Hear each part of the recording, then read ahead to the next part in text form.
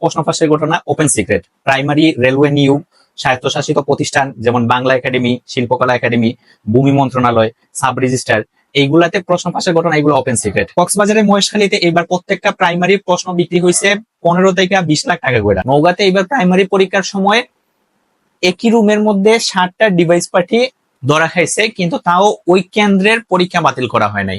এবং আমাদের দেশে সরকারি চাকরির ক্ষেত্রে প্রশ্ন ফাঁসের ঘটনা হরহামেশাই হয়, এটা ওপেন সিক্রেট, আমরা সবাই জানি। কিন্তু এই দেশের লাখো মেধাবীর শেষ ভরসার জায়গা পিএসসি, বাংলাদেশ সরকারি কর্ম কমিশনের প্রশ্ন ফাঁসের যে ঘটনা আজকে প্রকাশিত হইলো, এটা যদি সত্যি হয় তাহলে এর চেয়ে দুঃখের সংবাদ এই দেশের মেধাবীদের জন্য আর কিছু হইতে পারে না। দেখেন, সরকারি চাকরির ক্ষেত্রে সর্বনিম্ন 56% কোটা থেকে শুরু করে সর্বোচ্চ 99% কোটা পর্যন্ত আছে। বাংলাদেশ রেলওয়ে 99% পর্যন্ত কোটা। এছাড়া বিভিন্ন স্বায়ত্তশাসিত প্রতিষ্ঠানগুলো নিয়োগের ক্ষেত্রে পুষ্য কোটা বিদ্যমান আছে। এই এত কোটার ভিড়ে মেধাবীরা আসলে যাবে কোথায়? প্রথমত আপনার 56% কোটা আছে, মানে আপনি অর্ধেকেরও বেশি মানুষ নিচ্ছেন কোটার ভিত্তিতে। তারপরে আবার আছে ঘুষ, দুর্নীতি, প্রশ্ন ফাঁস, এই সমস্ত ভিড়ে এই মেধাবীরা যাবে কই? আজকে যখন কেউ আমাকে জিজ্ঞেস করে যে বাতিজা পরীক্ষা তো দিলা, ঢাকা ইউনিভার্সিটি থেকে পড়লা, এত বছর হইলো, এখন চাকরি হয় না কেন? তাদেরকে তখন বলতে ইচ্ছা করে যে ভাই দেখেন, এই দেশে 56% একটা কোটার দেশে আমরা থাকি, পরীক্ষাতে হরহামেশা প্রশ্ন ফাঁস হয়, এটা ওপেন সিক্রেট। বিভিন্ন স্বায়ত্তশাসিত প্রতিষ্ঠানগুলো যারা আছে, যারা নিজেদের নিয়োগের প্রক্রিয়াটা নিজেরাই সম্পন্ন করে, যেমন বিভিন্ন পাবলিক বিশ্ববিদ্যালয়, বিভিন্ন সরকারি যে স্বায়ত্তশাসিত প্রতিষ্ঠান আছে, তারা কাদেরকে হলে যে নিয়োগ প্রক্রিয়ার কোন যোগ্যতার মাধ্যমে নিবে, এটার ইন্টারফেয়ার করার জন্য বাইরের কোনো কর্তৃপক্ষের কাছে তারা জবাবদিহির জন্য তারা দায়ী না।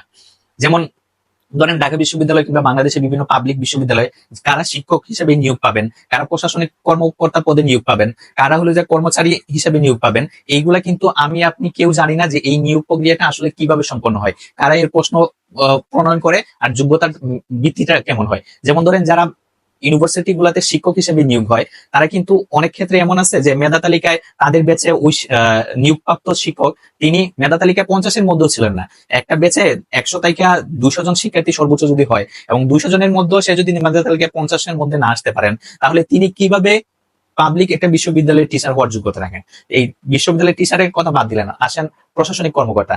এই পাবলিক বিশ্ববিদ্যালয়, বাংলাদেশে যে প্রায় 30-এর অধিক পাবলিক বিশ্ববিদ্যালয় আছে, এইগুলার যারা প্রশাসনিক কর্মকর্তা কর্মচারী পদে নিয়োগ পান, এইগুলা ওপেন সিক্রেট যে মানুষ এই 10 লাখ, 20 লাখ এবং ক্ষেত্র বিশেষ 40-50 লাখ টাকা দিয়েও তারা হলে যে চাকরিতে নিয়োগ পান, এবং এইগুলো ওপেন সিক্রেট। আপনার যে কোনো আশেপাশের মানুষকে জিজ্ঞেস করেন যারা সাম্প্রতিক সময় হলে যে নিয়োগ পাইছে, যে আপনারা ভাই কত টাকা দিয়ে পাইছেন, দেখেন তাদের আফসোসের কথা শুনতে শুনতে আপনার দিন যাবে যে ভাই কি একটা চাকরিতে জয়েন করছি, 15,000 20,000 টাকা বেতন, অথচ 10 লাখ টাকা ঘুষ দিয়ে ঢুকছি, 15 লাখ টাকা ঘুষ দিয়ে ঢুকছি, কিন্তু কোনো উপরে ইনকাম নাই।